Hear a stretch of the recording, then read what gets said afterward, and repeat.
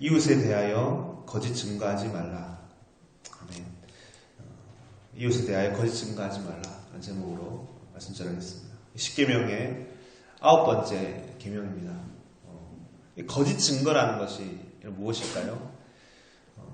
거짓말, 악의를 가진 말, 좀 더 넓게 보면 사랑을 담지 않은, 사랑이 담아지지 않은 다른 일체의, 모든 일체의 어떤 다른 이들에게 고통을 주는, 고통 가운데 몰아넣을 수 있는 모든 말이 거짓 증거라고 할 수 있을 것입니다.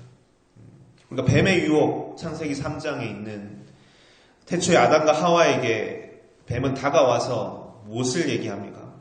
먹어도 죽지 않는다.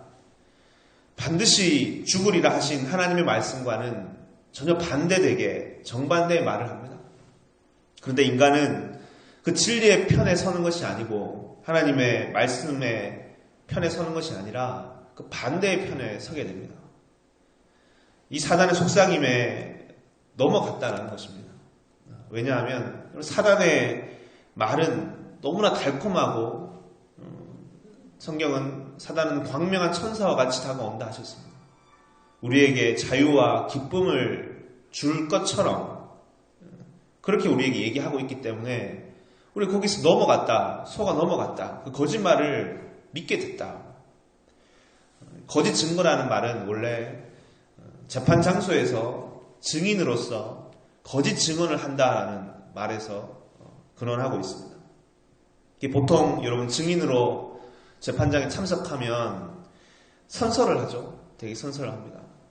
제가 한치의 거짓말도 이곳에서 하지 않겠습니다. 어떤 나라는 성경에 손을 얹고 선서를 합니다. 내 심중을 보시는 하나님 앞에 내가 거짓을 말하지 않겠습니다. 라고 선언합니다. 근데 그렇게 선서까지 하고 거짓말을 한다라고 생각해 보십시오. 거짓 증언을 한다. 거짓 증거를 한다. 이 상황과 현실 앞에서 예 해야 되는데 아니요 하고 아니요 해야 되는데 침묵을 한다면 얼마나 큰 문제가 일어나겠습니까? 불신사회라고 얘기합니다. 사람이 사람을 믿을 수 없는 그런 사회다. 이것이 너무나 이제 일상화되어서 정말 뭘 해도 사람과 사람의 관계를 가지고 우리가 일을 하는데 뭘 해도 혹시라도 내가 피해를 보지 않을까? 뭘 하나를 해도 점검하고 또 점검하고 의심하는 눈으로 내가 너를 어떻게 믿냐? 이런 관계가 맺어질 때가 참 많이 있습니다. 얼마나 답답합니까? 얼마나 평안이 없습니까? 걱정이 많게 됩니까? 안식은 그런 관계에서 있을 수가 없는 것입니다. 늘 의심하게 되고 또 확인해야 되는 그런 관계. 이 불신과 걱정과 의심이라는 이 모든 것이 이 거짓 증언, 이 거짓말에서부터 나타나는 것입니다. 우리 한 구절 보겠습니다. 야고보서 3장 말씀입니다. 야고보서 3장 2절 말씀입니다. 같이 한번 읽어볼까요? 3장 2절부터 6절까지인데 같이 읽어보겠습니다. 야고보서 3장 2절입니다. 시작. 우리가 다 실수가 많으니 만일 말에 실수가 없는 자면 곧 온전한 사람이라 능히 온몸도 굴레 씌우리라. 우리가 말을 순종케 하려고 그 입에 재갈 먹여 온몸을 억어하며 여기까지 함께 보겠습니다. 성숙한 사람은 말을 잘 제어하는 사람이다. 야고보 사도는 얘기합니다. 말에 있어서 온전한 사람이 정말 성숙한 사람이다.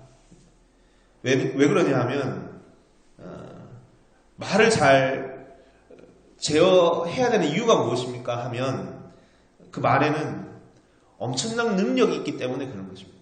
그 말에는 파워라고 하죠. 그 엄청난 파워가 있기 때문에 그런 것이다. 이것을 알고 조심하라. 그러면 말에서 승리할 수 있다고. 그것을 이어서 얘기합니다. 4절부터인데요. 또 배를 보라. 그렇게 크고 광풍에 밀려가는 것들을 지극히 작은 키로 사공의 뜻대로 운전하나니 이와 같이 혀도 작은 지체로 돼 큰 것을 자랑하도다. 보라 어떻게 작은 불이 어떻게 많은 나무를 태우는가. 혀는 곧 불이요 불의의 세계라. 혀는 우리 지체 중에서 온몸을 더럽히고 생의 바퀴를 불사르나니 사르는 것이 지옥 불에서 나느니라. 여러분 말에서 분쟁이 납니다. 말에서 오해가 생기고 말에서 인간의 타락이 온 것입니다. 작은 불이 큰 나무를 다 태우듯이 이 거짓말이라는 것, 거짓 증언이라는 것, 이것이 지금 온 세계를, 온 인간을 고통 가운데, 이 죄 가운데 신음하게 만든 것이요. 우리 심각하게 봐야 되는 것입니다. 몇 번을 얘기해도 지나치지 않는 말이 이 거짓말하지 말라는 말. 마태복음 5장 37절을 보면 오직 너희 말은 옳다 옳다 아니라 하여 이에서 지나가는 것은 악으로 쫓아나느니라. 참 귀한 말씀이죠. 어떤 유명한 사회학자이면서 사학자인 사람이 인터뷰를 하는 것을 들었는데 이렇게 물어본 겁니다. 선생님 앞으로의 계획이 어떠십니까? 여러 대화를 하고 마지막으로 이렇게 묻는 장면이었는데 그분이 하는 말이 뭐냐면 나에게 무슨 계획이라는 것이 있겠습니까?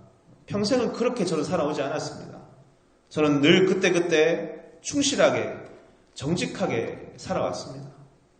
귀찮고 힘들고 상황이 잘 안 되더라도 저는 이해할 때 이해했고 나에게 불이익을 가져다 준다 할지라도 어려운 길이 열릴 수 있다 할지라도 저는 그때 아니요 할 때 아니요 하며 지금껏 살아왔습니다. 참 많은 생각을 해보게 되었습니다. 그리고 주의 말씀이 생각났습니다.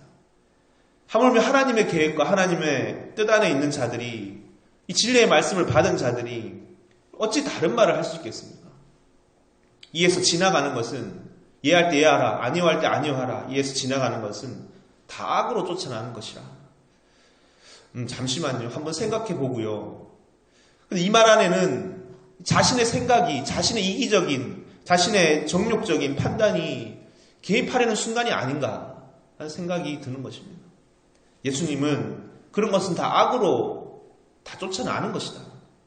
담백하게 진리 안에서 우리가 판단하는가, 우리가 이것을 점검해 봐야 될 것입니다. 마가복음 14장 57절부터 59절을 보면 자 읽어보겠습니다. 예수님께서 마지막 재판을 받으시는 장면인데요.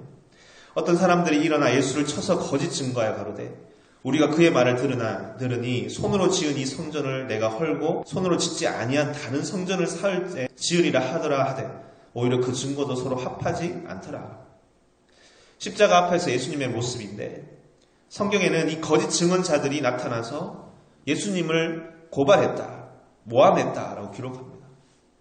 사실 우리 사랑하는 예수님도 이 거짓 증거로 인해서 많은 고통을 당하신 것입니다. 불법과 거짓이 흥행하는 예루살렘 사내들인 공회의 재판 과정에 이런 일이 있었던 겁니다. 오직 그 안에는 정의와 공의가 있는 것이 아니라 분노와 시기와 살기로 가득 차서 거짓말도 서스럼 없이 양심의 가책 없이 이렇게 시대의 대제사장과 그가 고용한 무리들은 예수님을 죽이려고 어떤 수단도 가리지 않더라는 겁니다. 그 가운데 주님이 그 모든 것을 지시고 죽으셨다.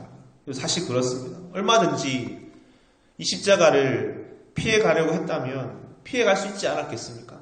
말만 잘하면 자유할 수 있는 기회가 얼마든지 있지 않았겠습니까? 대제사장들에게 사내들인 공회에서 끌려와서 로마의 집정관인 빌라도에게 재판을 받으시는데 그 빌라도는 이렇게 얘기합니다. 빌라도가 가로되 내게 말하지 아니하느냐? 내가 너를 놓을 권세도 있고 십자가에 못 박을 권세도 있는 줄 알지 못하느냐? 빌라도는 사실 그렇죠. 어떠한 적법한 절차를 따라 재판을 하려고 했고 또 놓으려면 사실 얼마든지 놓을 수도 있었던 자리가 빌라도의 자리였습니다. 그런데 예수님 안에는 절대로 그것에 타협하지 않고 단 한 가지 진실만을 붙들고 그것을 말하고 사셨다는 것입니다. 이해할 때 이해하고 아니요 할 때 아니요 하셨다. 여기서 쉽게 가려고 하고 그 십자가의 고통을 감내하는 다른 길을 주님 내지 않으셨다. 우리 기독교의 역사를 보면 수많은 순교자의 역사를 읽어보면 사실 이 한 가지였습니다. 이해할 때 이해한 것이기 때문에 수많은 이들이 목숨을 잃었다. 그리고 오늘 우리의 자리까지 이 귀한 복음은 오게 된 것이다. 이 거짓 증언이라는 말 우리가 재판장에서만 쓰는 말로 생각하면 안 되고 더 넓은 의미로 우리의 삶이 주님께서 바라보고 계시는 재판장이다. 우리의 삶에 하나님께서 재판장이 되시는 그 심판대라면 우리는 어떻게 살아가야 되겠습니까? 요셉의 이야기 잘 아시죠? 요셉은 보디발 장군의 아내 유혹이 왔을 때 아무도 없을 때라도 너와 나만 입을 다물면 너와 나밖에 없는데 둘만 아는 비밀로 하자라고 했을 때 유명한 말을 합니다. 하나님 앞에 득죄할 수 없다. 그리고 아니요 하고 그는 떠나갑니다. 세상은 이런 사람 싫어할 겁니다. 왜 이렇게 고지식한가? 혼자 정결한 척, 깨끗한 척 한다고 미워할 수도 있습니다. 뭐 인생이 그런 거지. 죄도 좀 짓고 털어서 먼지 안 나는 사람이 어디 있냐.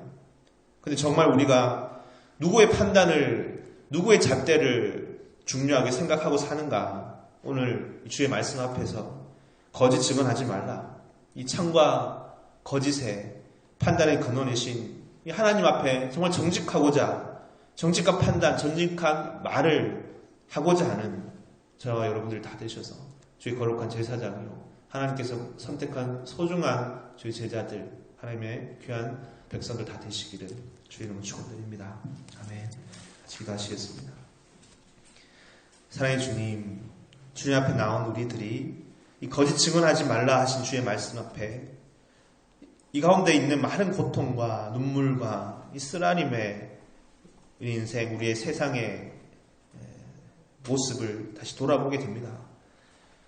사람이 사람을 믿지 아니하고 믿지 못하고 의심하고 또 확인하고 또 점검해야 되는 그런 시대를 우리가 살고 있지 않습니까?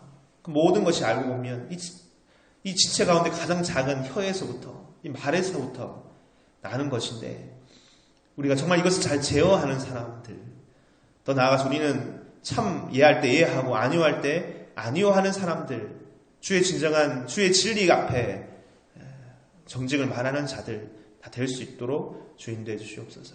그리하여 이 가운데 있는 이 고통, 세상의 아픔들을 치료하고 새롭게 전환해내는 진정 하나님 앞에 진리의 정의의 강이 흐르는 그런 시대가 속히 올 수 있도록 주여 인도해 주시기를 간절히 원합니다. 거짓 증언하지 말라 하신 이 하나님의 거룩한 심판대 앞에 이것이 바로 우리 인생일지언데 하나님 말씀 앞에 정말 참으로 진리로 살아가는, 여기서 벗어나는 것은 악으로 쫓아나는 것이라 하셨던 주의 말씀을 다시 깊이 묵상하고 정말 주님의 진리 앞에 정직하게 사는 우리들 다 되게 도와주시옵소서. 감사드리며 예수님 이름으로 기도드렸습니다. 아멘. 함께 주기도를 하겠습니다. 하늘에 계신 우리 아버지여, 이름이 거룩히 여김을 받으시오며 나라 임하옵시오며 뜻이 하늘에서 이루어진 것 같이 땅에서도 이루어지이다. 오늘날 우리에게 일용할 양식을 주옵시고 우리가 우리에게 죄 지은 자를 사하여 준 것 같이 우리 죄를 사하여 주옵시고 우리를 시험에 들게 하지 마옵시며 다만 악에서 구하옵소서. 내게 나라와 권세와 영광이 아버지께 영원히 싸움나이다. 아멘. 이제 우리가 함께 기도하겠습니다. 먼저 주신 말씀처럼 거짓 증언하지 말라 하신 주의 말씀 앞에 우리 삶을 다시 비춰보고 날마다 우리의 삶이 주의 거대한 재판장임을 다시 기억하고 이 진리 앞에 이해할 때 이해하고 아니오할 때 아니오하는 삶, 그리하여 정말 아름다운 정직의 정의의 공의의 삶이 또 우리의 삶을 통해서부터 열려질 수 있도록 그런 삶이 되게 해달라고 간절히 이 시간 기도하겠습니다. 또 기도하실 때 가지고 나오신 기도 제목과 교회 공동체를 위해서 기도하시다가 자 이렇게 돌아가시면 됩니다. 함께 기도하시겠습니다.